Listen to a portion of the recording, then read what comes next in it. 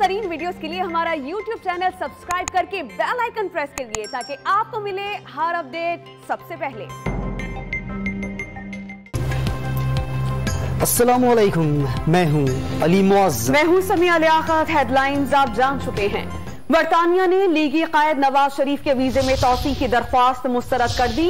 ذرائع کے مطابق سابق وزیر اعظم کے پاس فیصلے کے خلاف اپیل کا حق موجود ہے۔ سابق وزیر اعظم نواز شریف سیاحتی ویزے پر برطانیہ گئے تھے۔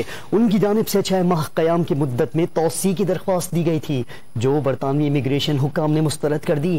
قانونی ماہرین کے مطابق سابق وزیر اعظم نواز شریف کے پاس اب 2 آپشنز ہیں۔